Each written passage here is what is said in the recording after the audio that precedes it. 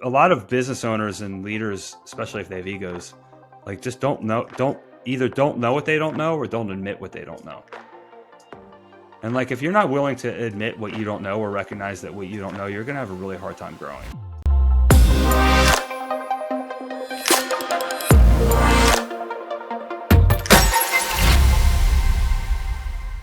We're recording, and I want to just say welcome to the Vision Room. And I am so excited to have our friend and colleague Jason Katz on this show. Jason, what's Thanks, going guys. on?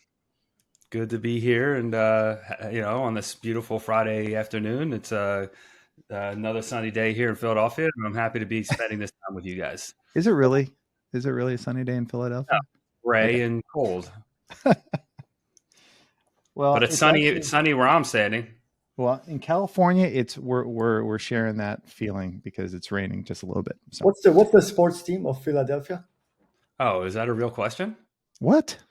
You know, Philadelphia is like the craziest sports city in the country, right? I know. I mean, you guys were going to like. Well, the Eagles are in the Super Bowl, bro. My Philadelphia Eagles, who my family has had season tickets for 50 years, are in the Super Bowl this year. And my in-laws will be here to celebrate it with us. And the last time that happened, which is my in-laws were with me to watch the Eagles in the Super Bowl, they won. And they won on my birthday. It's actually a fun story. The Eagles played in the Super Bowl and won on my birthday. Best birthday I ever had. Yeah, amazing. Yeah, I've never been to Philly. I can't wait to visit you, Jason. But here, you got a place to stay, buddy. Awesome. Well, let me just talk to the audience real quick. So, guys, if you're constantly putting fires out in your business, this episode, what we're having is for you, because Jason is a pro at putting out fires. We're going to talk about a framework today that moves your business from chaos to innovation. Again, our podcast is all about taking you from A to Z, from vision to execution.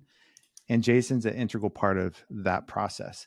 So what we want to do end of this podcast for you is at least get you on the right track of finally working on your business instead of being stuck and trapped in your business. So Jason, I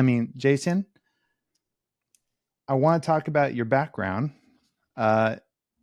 You're an operations and automation guy, and your mission, and please correct me if I'm wrong, is to orchestrate technology, operations, and talent to transform leaders from operators to innovators, which I think is really interesting. Can you just expand on kind of like your background and what that means? Yeah, sure. So I've been in corporate. I've gone through 2 exits, and both are manufacturing companies. One is a more vertically integrated manufacturing, retail, wholesale, distribution.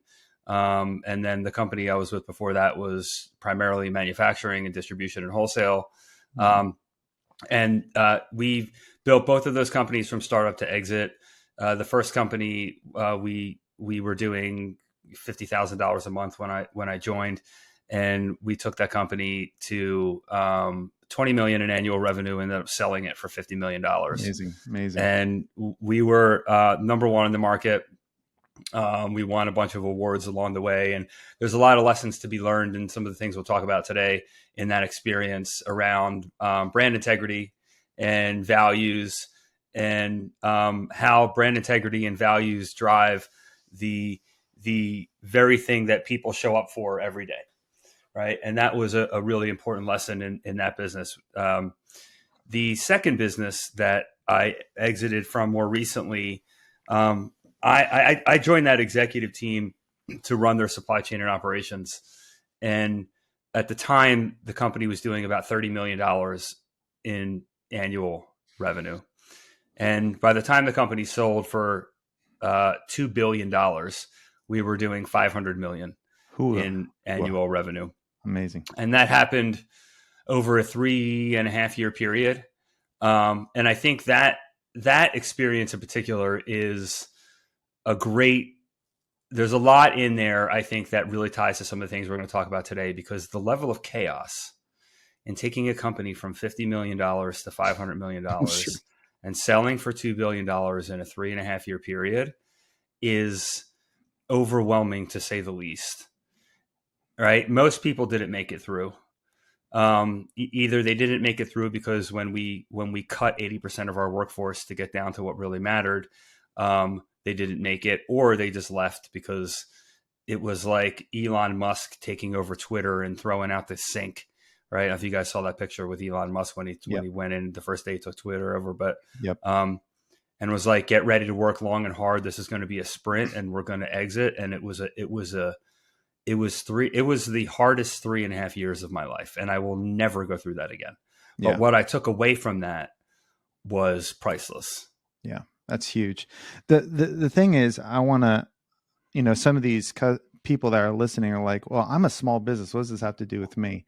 And I think we could say a lot, because there is, you're talking about these billion-dollar companies. There's these growth tiers, right? For every company. You start off, then you're in the middle, then you're like making like 20 million a year and plus, and you have a totally different problem, right? Especially with the operations. I want to ask you, if you can elaborate, why so many businesses struggle with operations, regardless of what stage they're in. Yeah. Oh man, there's so many reasons. Let's speak to the businesses that are probably more in that, call it $1 to $25-30 million bucket. Okay. Do you think that's more appropriate? Maybe. Or we can stick with stage one, the firefighter mode for now. Well, and just real quick, just to relate why that $2 billion exit, $500 million company example relates, and then I'll answer your question. Sure. We grew super fast. That wasn't organic. You don't grow unless you're like Uber, right? Like you don't grow from 5 million to 30 million to 500 million in 3.5 years organically. You do it mostly through acquisition. So, we were acquiring tons of businesses. And what we ended up having was a portfolio of businesses that were in disparate stages of capability. Not only one business to the next, but one site to the next, right? I mean, we had probably over 75 sites by the time we sold the company. Some retail stores, some manufacturing sites, some distribution centers. And the reason why I think this is a good example to even relate to a smaller organization is that every one of those sites was really its own independent operation at its own varying stage of capability. And what we're going to talk about as it relates to how a smaller business goes from firefighter to innovator is the capabilities of the business. And in our experience, when we took that company up to 500 million and we sold it, the challenge that we had to ask ourselves and face every day and actually identify is like, where are our capabilities? And it started with, where are our capabilities as an enterprise? And that was really a bit of a mistake, I would almost say, because we weren't ready to have capabilities as an enterprise.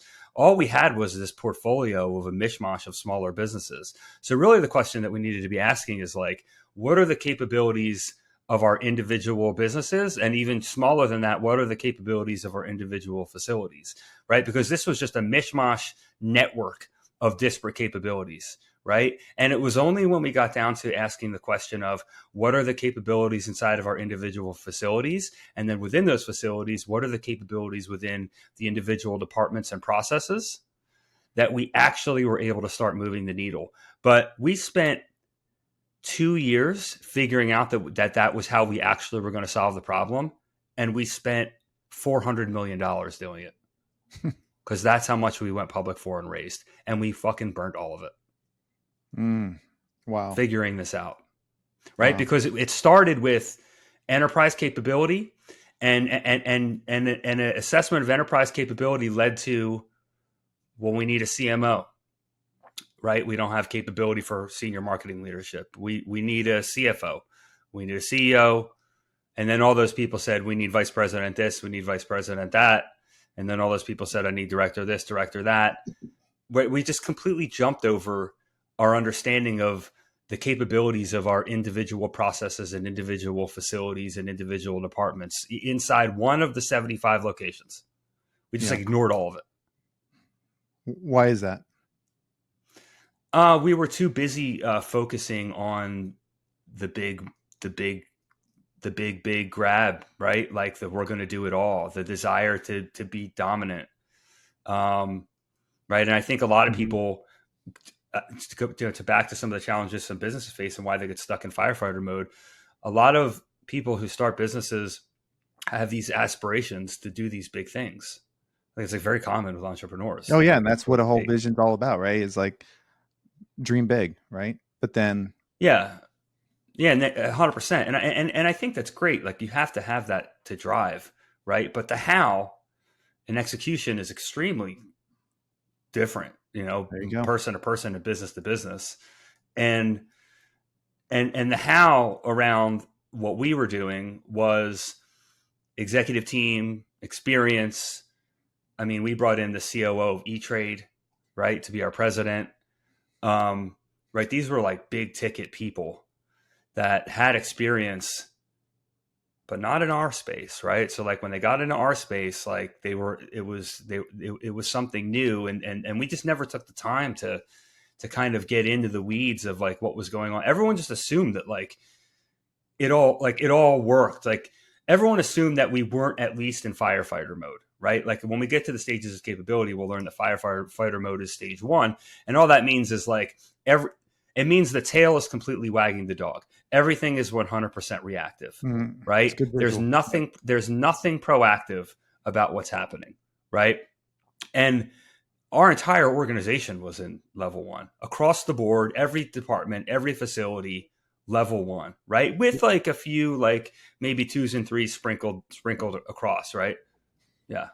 Yeah, Marcin.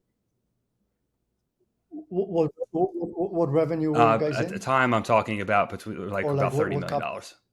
And at that stage, they were in stage one. They're Yeah. sub. Even They're when we were up to 100, even when we were up in 100 million, we were still, as a company, we were in stage one. I mean, there were definitely, again, remember, like most of this was through acquisition. So some of the places that we acquired on their own were maybe like stage three, got it. So, right? so But go ahead, Marcin. I have a Okay, so question, but go ahead. let us go. I have a question in terms of the introduction where you said 50K to 20 million, because I think it's a lot harder to go from 20K from 50K to 20 million than the next company where you said well, 30 we million sold for to 2 2 billion, billion. 30 million to 500 million, And and then it was mostly through acquisition. And to your point, Marcin, a lot of that was because we raised money and we went out and bought things, right? So like that almost in a way made it easier. Mm-hmm. so would you say, like, obviously not going into weeds, if you have two pictures or two different movies, which one was kind of more difficult to kind of get going Um, with the momentum? the first one was harder. I would say it wasn't hard because we did things so strategically, um, but it was harder in the sense that like I think it would be harder for most people to repeat what we accomplished, if that makes sense. I think anyone could have taken $400 million and like bought a bunch of shit and burned a fucking $400 million hole in the ground.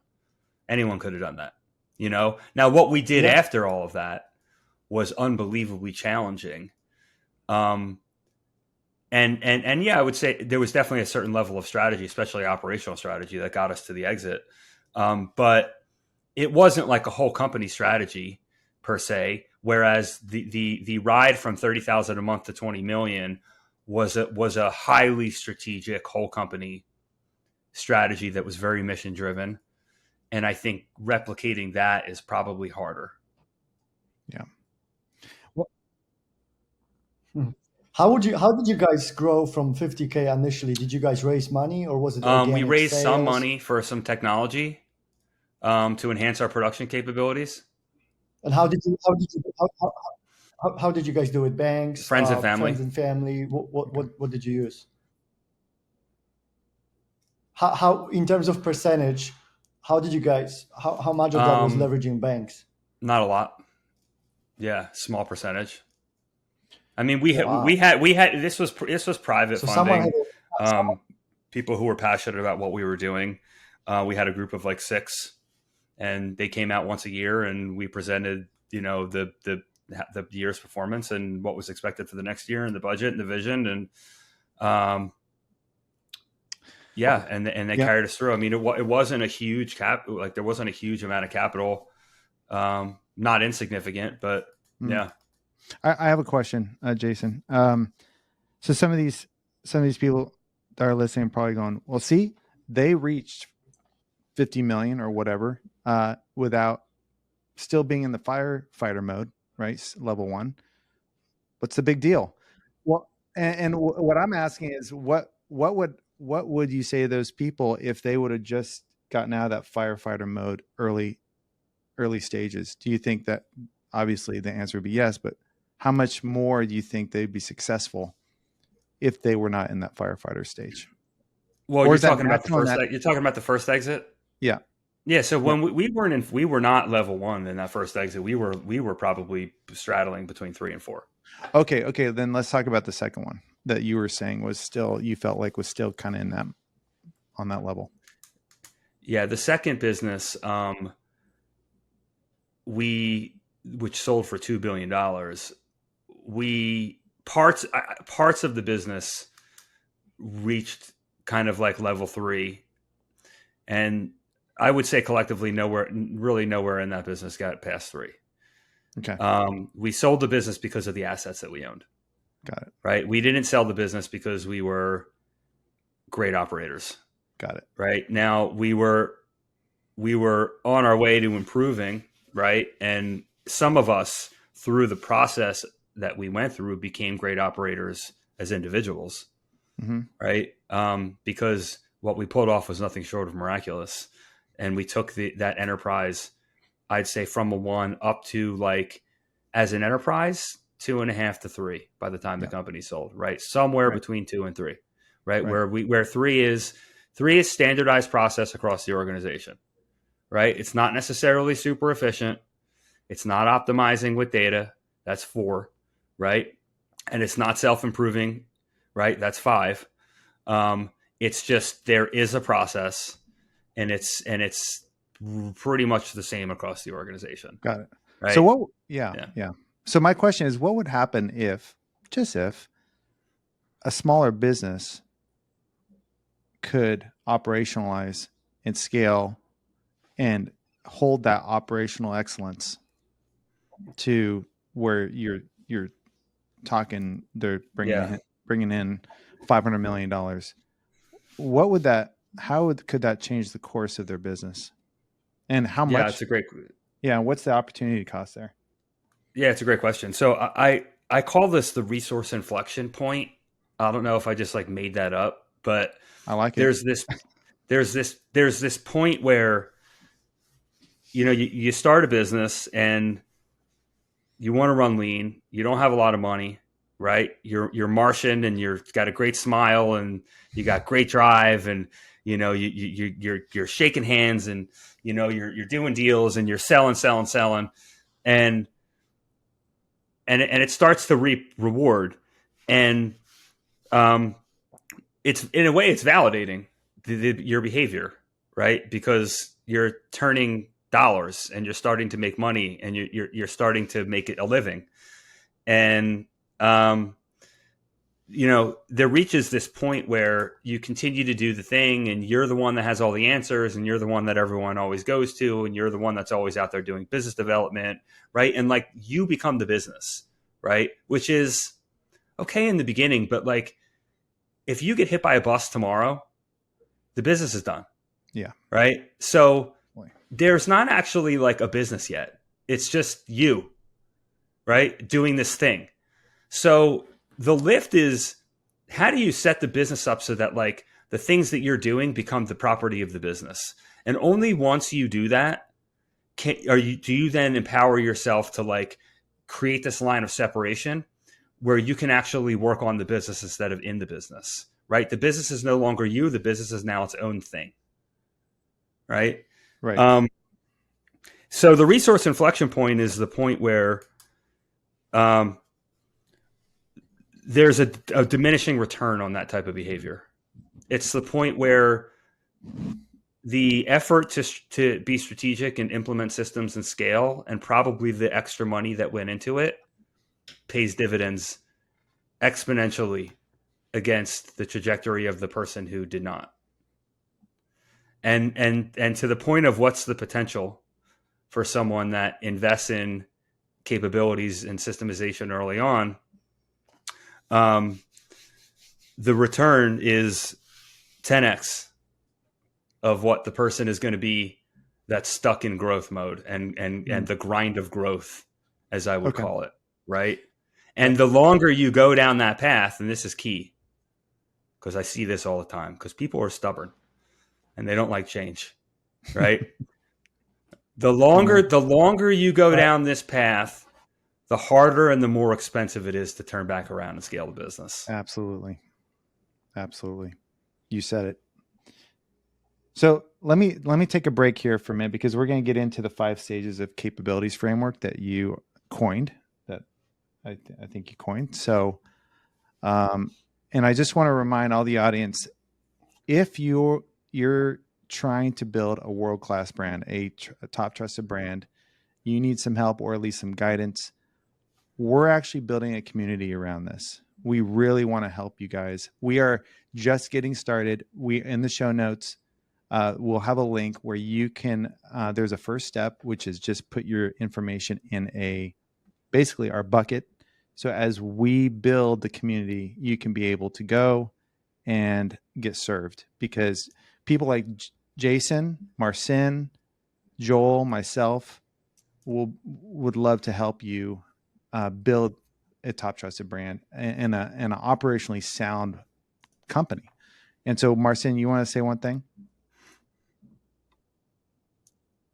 Yeah, and I wanted to add, we're going to be doing webinars. So if you're on this list, you'll be notified first when we're throwing the webinar. And we'll have Jason on the webinars. We'll definitely it's been a little bit postponed, but we're definitely gonna we'll do it, because we're working with Jason, so webinars and we're so excited to have him on. He's a beast in the operations field, and there's so many, like you were saying, if they can start, just like with brand foundations, if you have a strong brand foundation, if you know who your customer is, you know all the things that you're going to say to them, and have your offer set up, all those things, it's going to be much easier for you to scale than to just cherry pick the things you need to do and just be so scrappy that there's no order. There's some great advantages to having a good foundation, building your business on a rock instead of the sand. So let's get into it. So stage 1, we're already talking about it. Jason, talk about the everything is an emergency stage, the firefighter stage, as you call it. How do you identify if you're stuck there? It's pretty obvious. Yeah, I mean, really, it's just it's a measure of proactive versus reactive. And even when we react, do we react the same way or do we react differently? And if you have 3 different salespeople and it's three different sales calls, are they handling even that situation the same way, or are they handling it differently? And if it's not standardized and the outside influence is causing a reaction, and if this type of environment is everything around you, then your business is collectively in firefighter mode. Right. Like you're literally reacting to everything, and nothing you do is standardized. So practically, what is the first steps you would say to a business owner to get out of that cycle? What would be the first steps? Yeah. So I think the reason why this is so hard is because, like, it's much easier to look in isolation and say, like, oh, our salespeople are reactive. They need a script and sales training, right? Mm-hmm. Or our fulfillment team is reactive. They need an SOP and a piece of software to process order fulfillment. Where I see this always fall apart is in the collective sum of how these things work together, because the business owner and leader can easily identify one area that potentially is reactive, or maybe can look at all of them and be like, all of them are in firefighter mode. But then the question is like, where do I start? And how do I stop doing what I'm doing? Which is probably like we talked about earlier, driving business, right? And being the person that has all the answers, right? Which is inherently also like creates this non-proactive, right? How can you be proactive if like you got to constantly get back to the owner and be like, how do I do this? What should I do about this? The challenge I see is in like how is the bigger picture. Like how do I think about the collective universe of the business and figure out like where to go next, you know, and what's and yeah. So it's that, and it's also not getting like overly worked up in fixing it all at once, I think is really important. Okay, that's a good answer. That's an answer. Good answer. So, and I would say that if they are needing help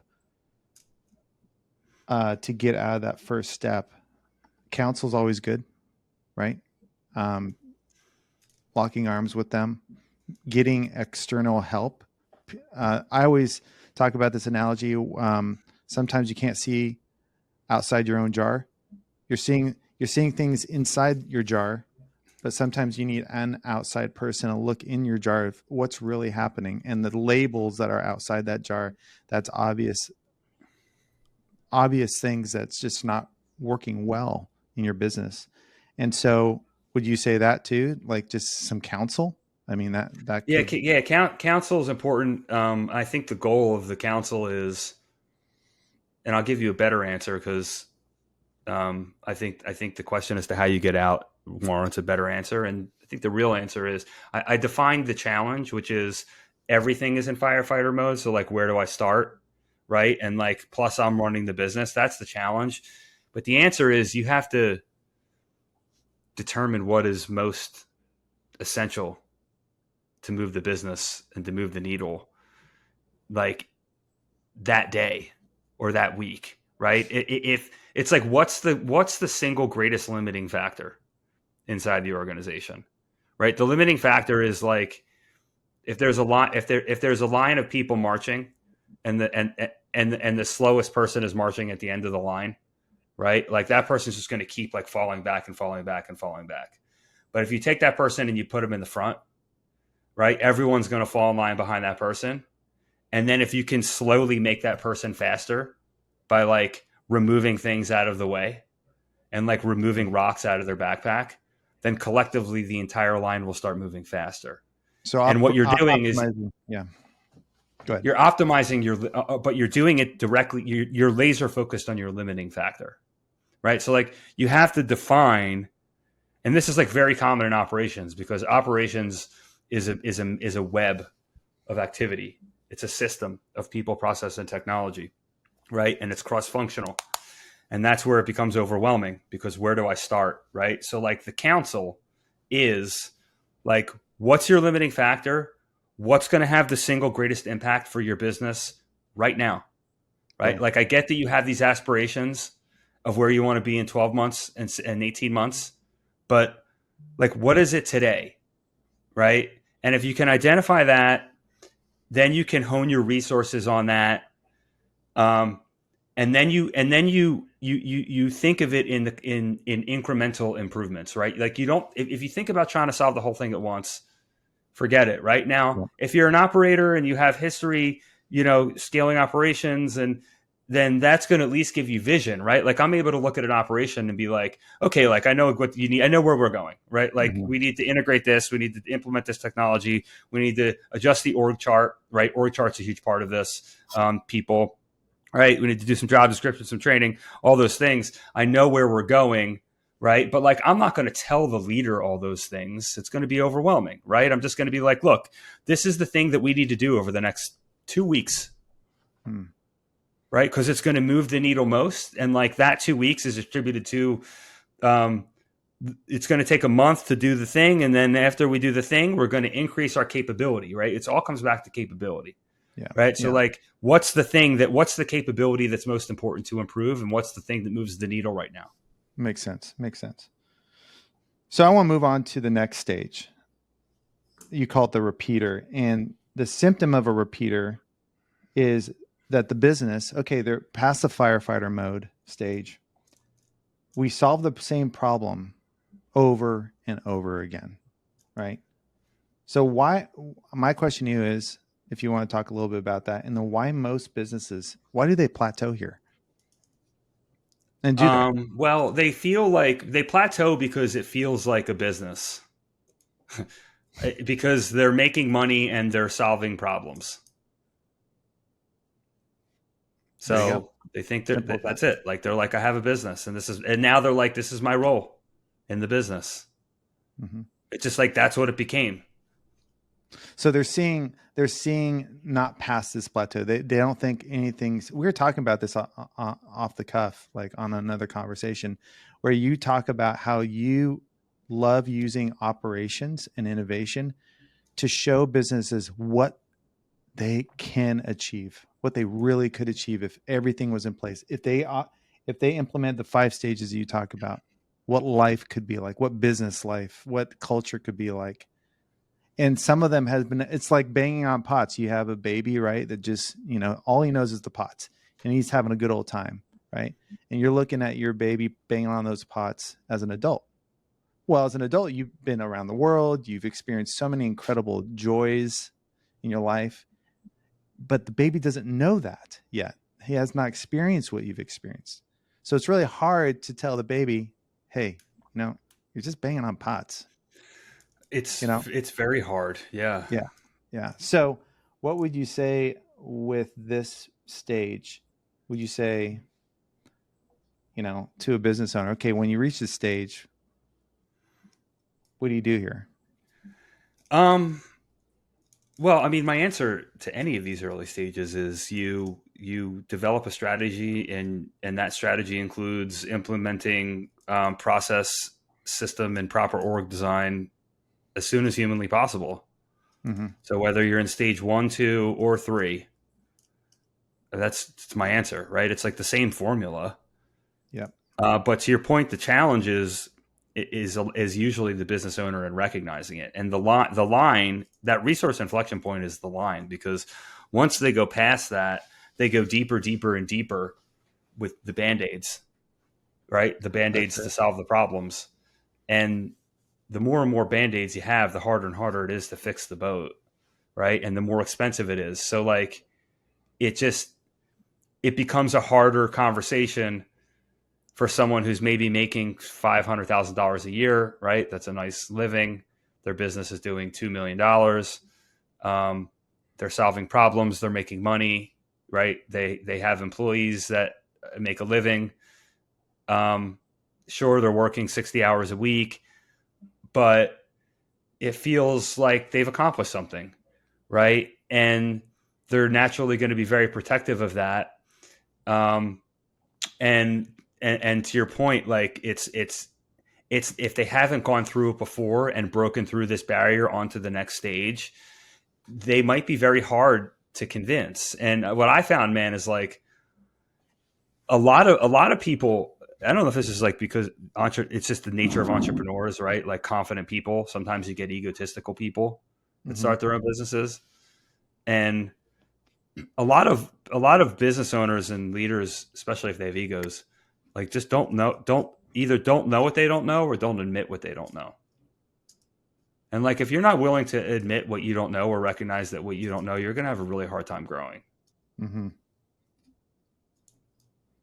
So I guess my answer is to like the people in this stage, repeater and firefighter, is like, no, I mean, number one, you have to recognize the stage that you're in, right? If you're going to be able to move on. Number two, you have to come to grips with the things that you don't know. Mm-hmm. Right. And you can't be a control freak in that regard. Right. Like, you have to be really honest with yourself. And I think that whole thing is like very hard for many, many people to do. And that's not something you can just like tell someone to do and then they do it. That's like foundational constitutional work of a human being. Right. So like sometimes that's just a no-go. where like someone just can't get over themselves. And they're just never going to change, and that's always going to be their business. And if you're that person, then good luck. Yeah. You bring up an incredible point, and it made me, this just sparked in my head. I come across a lot of businesses that say, oh yeah, we're doing just fine. But I know from outside their jar that they could do so much more. And what I say is what business owners are willing to do next is directly proportional to the size of their vision and the threshold of their pain, right? Because some people, they have high tolerance of pain that they're willing to endure.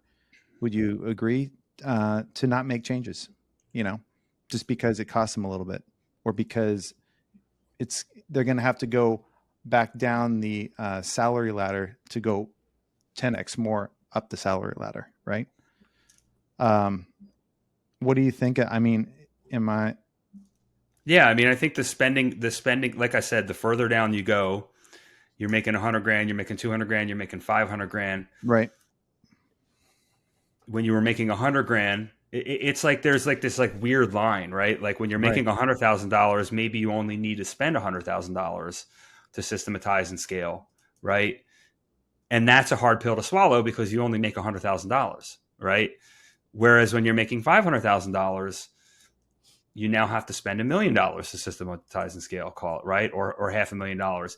And also, oh, by the way, you now have to replace probably people in your organization that probably make $150,000 or $200,000, right? A lot of these companies hire people who like become their firefighter, right? I see this a lot, right? Like where companies who are in firefighter mode kind of separate themselves by hiring someone to manage the fire. But like, that's not scalable either. So it's that's right. Good on you that you've now, your business is still plateaued, right? You've just created a little more distance between yourself and the business. Right. And you've actually doing yourself a disservice because now you truly have like no idea what the fuck is going on. Right? Because like you're not putting out the fires, the other person's putting out the fires. Yeah. Right? And like you just, every time something goes wrong, what do? You pick up the phone and you call that person. Right? Because there's like no other way to get information, right? Because they just replaced you because you used to be that person. That's right. Right? So that's hard to get over. Right? So there's all these situations that like come out of not planning for systematizing and scaling early on. Right? Some of them are people problems like I'm describing. Some of them are financial problems in that like, oh my God, $500,000 to like, and like I got to reorg my team and I got to let this person go and I got to bring in software that we've never used before. Like it becomes bigger and the plan and the scope of what it requires to get there becomes larger and larger. And that becomes a reason not to do it. So like good. You just got to, it's what I said before, you just got to get over yourself. Yeah. Really. Yeah. Have you ever seen that movie A Million Miles Away with Michael Pena in it? Mm-mm. If you haven't, you got to go see it. But one of the things, it's about a man, a Mexican American, whose name is Jose Hernandez, who went to the moon, and his father equipped him with some incredible wisdom. And one of those things is, if you feel like you've made it, which is the last stage, work harder, or work wisdom harder in your business. Which is the people that have the know-how to get you past that plateau. Because sometimes, like you said, there's people that have egos and the egos get in the way and they go, I'm good. But They don't realize. Yeah, go ahead. To your point about consultation, like if you can't, most people that run these businesses aren't going to know where they're going. Because if they did, they wouldn't be in the situation. Right. So anyone that's in this situation, yes, you should get help, right? Like who do you want in the corner? If you take your kid to a swimming lesson, like you don't want someone who doesn't know how to swim to teach your kid how to swim. Like you want someone who has been swimming for 25 years and has, right, like knows the form and knows all the mistakes and has experienced all the pain, right? So like, go find that person who's made every failure possible in the real world. Absolutely. Right. Mm-hmm. Yep. Failure is a great professor. Stage 3. Let's talk about stage 3, the preventer. The symptoms it would be from this stage. We have standard processes, but still need to be reactive. So give us let's dive a little bit into that. So stage 3 is where I would say it's where good business owners or leaders can get on their own. Right. Anyone who is without the ego and is not afraid to give up control and is capable of trusting other people and is able to be thoughtful and think critically and mindful can get to stage 3, right? Like all those things and allow for creativity and problem solving and like common sense. Right. So stage 3 is not a bad place to be. Right. Like you've created repeatable process and it's standardized across the organization. Got it. And you handle things proactively. Right. The kind of the challenge there is this is the stage where you especially can get stuck because like what you built really for you like is working. Right. But it is going to, this is the line. 3 and 4 are the line between 20 million and 100 million. Right. Like this is the leap. Like you have to get to 4 to open the door to 100 million. Wow. So again, it's just like it's that how far do you want to go kind of a thing, right? It's like some people are scared to go to that 100 million range, right? So I think it depends, right, on the vision and are people willing to do these next 2 stages we're going to talk about to get to that 100 mil. Yeah. So like I said, like anyone out there that's listening that feels like they're in 3 and you have repeatable process and you're proactively running your business, which I think there's a good amount of business owners like good job. Yeah. Like you've done a lot right, and I respect this. You probably have just hit a point where like you're just entering a realm that's just beyond your experience, and like that's fine, but like that's what we're here for. Like we know how to do this, right? Like we know how to take that next level and add value to the business, right? This is a critical moment for sure. Yeah, it's awesome. So let's go to stage 4, optimizer. The symptoms would be our business runs smoothly, but we want to grow faster, right? So now that speed's an issue. Like, okay, we got things in place, everything, we're out of fire, putting out fires all the time. We're not solving the same problem over and over again. We're more proactive with our planning, but now we are just not going fast enough based on the vision we have. And this could be not only just business, this could be something, a world-changing problem you're trying to solve, like, starving kids, whatever, and that Totally. your speed to solve that problem can impact millions of people if that's your vision, right? So this is an important point, especially when other people are involved and you're making real world changes that need to be solved. So yeah, tell me a little bit about that. I got one word. Yeah. By the way, you keep calling him Marcin and I call him Marcin. It's Marcin, I think. I think it's Marcin, is it? I'm gonna just call him. What Marcin. do you prefer? He's both. What do you prefer? What's that? What do you prefer? That's a great question. I guess Marcin is good. It's like Marcin.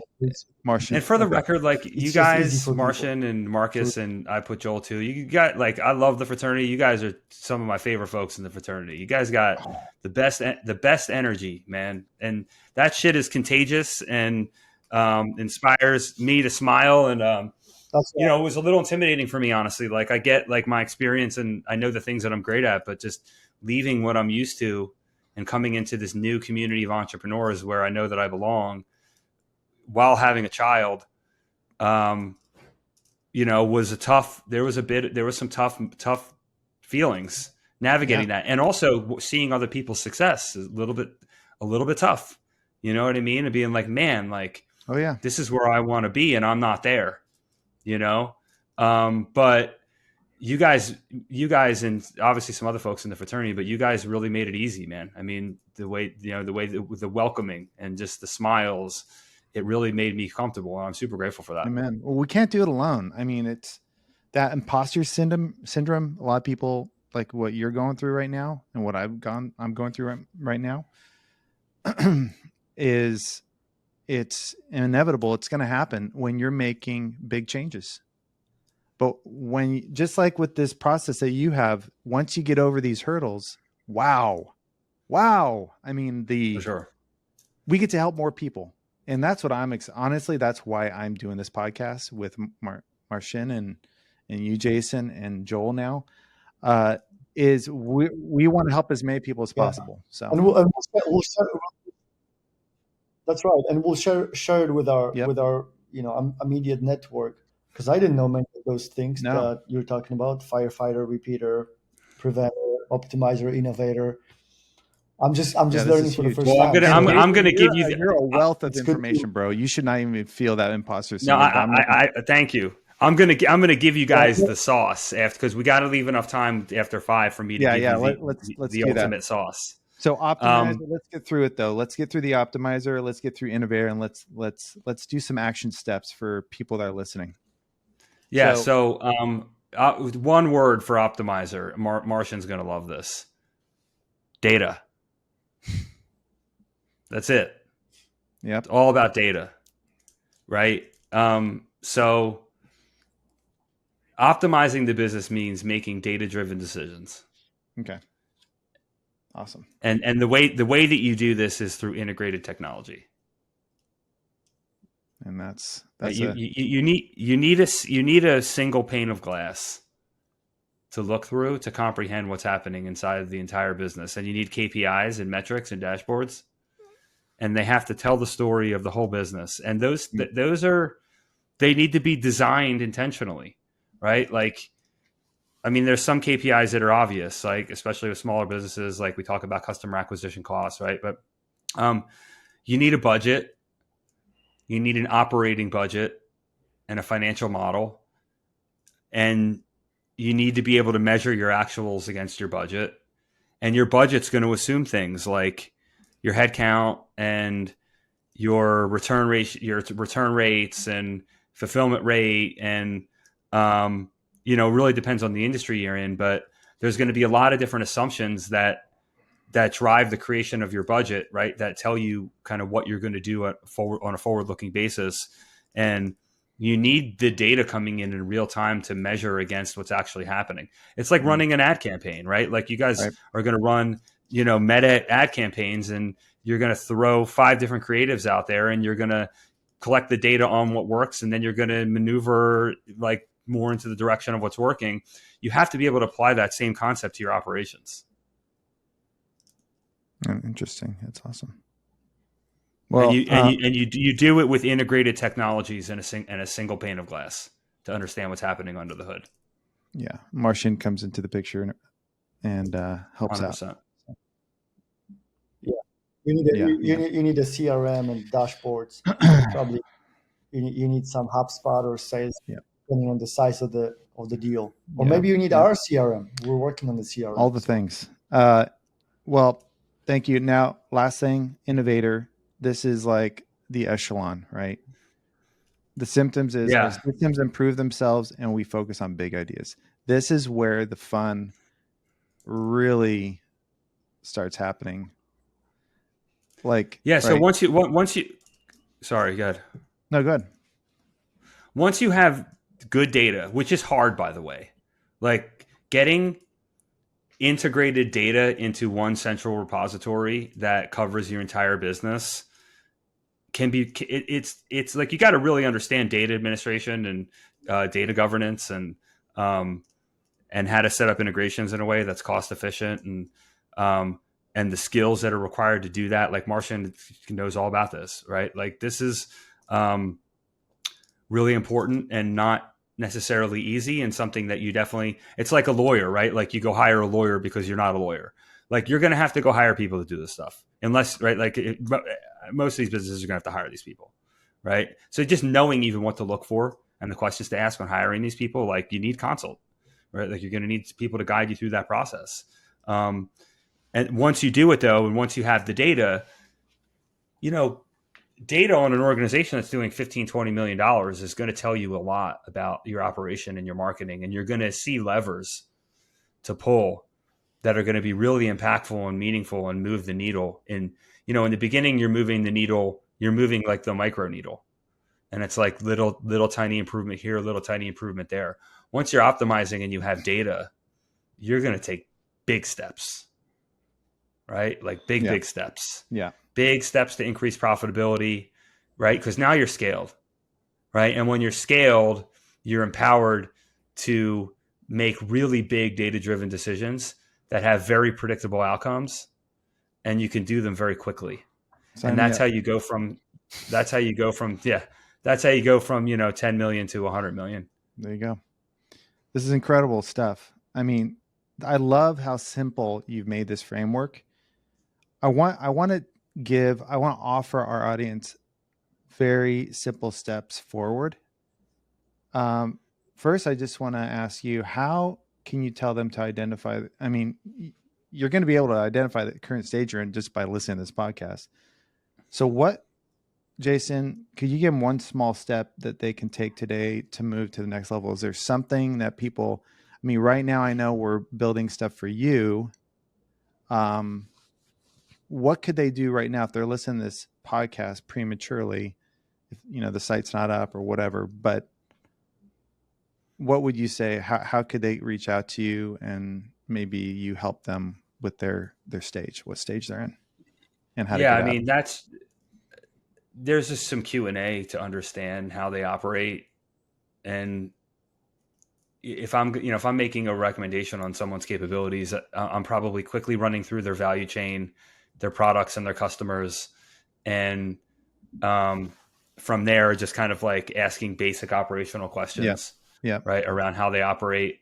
And it's pretty easy to tell. Like the framework is intended to be something that you could look at and then look at a process and just be like, am I reactive or am I proactive? Yeah. Right. Yeah. Like, do we do it the same way or do we not do it the same way? Like these are very simple questions.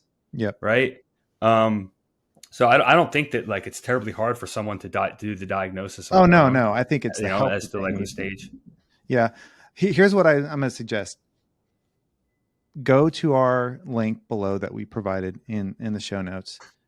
Go to the form, fill it out, and there will be a text form. If you want to say, hey, help me get, connected to Jason, we'll send you his information and you can have a separate conversation with him. So I just want people to be able to know that there is help. We are here to help them, and we're here to connect them with the people we have on the show if they can help them get them from point A to innovator. So can I say one more thing? Cause this is critical. This is like this is like the secret bonus. Oh, okay. I'm listening. So there's a rule. The rule is you can never jump more than 2 scales at a time. And this is to prevent you from trying to take on too much and to be outside the sphere of what you're capable of moving to. Like once you get to over 2, it's too much. You're trying to do too much. You're going to strain resources and you're going to have like a negative experience, and you're probably just going to drop the initiative. Okay. 90% of the time, you're just going to want to move up 1 level. As much as you're going to feel like you want to move up 3 levels or 4 levels, like don't worry about 3 months from now. Just move up 1 level tomorrow. That's good. Good advice. And then move to the next department, the next department, and the next department. Yeah. And constantly ask yourself the question, what's the trade-off? Right? Like if I'm up leveling 1 level for this process, is this truly the most essential thing for the business today? And you can always frame it in capability, right? So like you should be able to paint the picture. The way you answer that question is you paint the picture of, if I in fact go from level 1 to level 2 inside of my sales department, that means that I'm no longer reactive, right, to sales, and I now have a standardized way of answering sales calls. And that means my new capability of my organization is what? Right? You got to ask yourself that question. And that tells you if that new capability is the thing that's going to move the needle the most for your business going forward, if that makes sense. And if the answer is no, then it's the wrong thing. Right? But you got to frame everything in capability, and that because capability enables the next thing. Right? By definition, if you're capable of doing something, right? Like you're now able to do something you weren't able to do yesterday. So if you're improving capabilities and you're not sure which capability area to improve of the business, because this is a question that comes up a lot. The question is like, is if I do this and I inherit this new capability, does the thing that new capability allows me to do, is that the most important, most essential thing for my business today? And if the answer is yes, you found the right thing. There you go. Couldn't have said better myself. It's like I was talking to a business partner today, and he's like, "Oh, once you have $100 million, now you have completely totally. like doors are open. So much capital, because you have so much capital.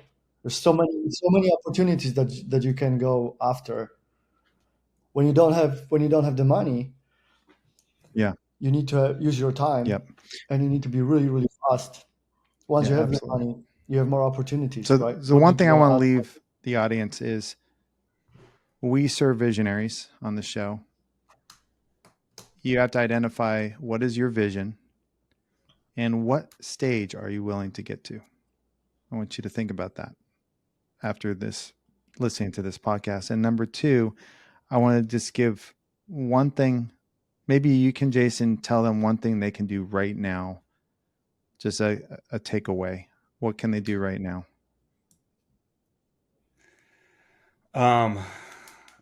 That's regardless of whatever stage they're in. Don't scale chaos. One last piece of advice. I mean, my piece of advice is to just step outside the business, take a deep breath, and ask the question. Like Marcin said, Simple. That's awesome, man. That's awesome. It's so or hard. Get someone in your purview that can see outside your jar and speak into it. I think it's huge. So, well, guys, hey, Jason, good one. No, Jason, you're awesome. I'm so excited to continue to work with you. Thank you, Marcin, for being an amazing co-host with me. And Joel, that's not here, Joel Keith, amazing marketer. We are your team. We are your vision tribe that wants to help you take your vision from point A to execution. And we can't wait to see you.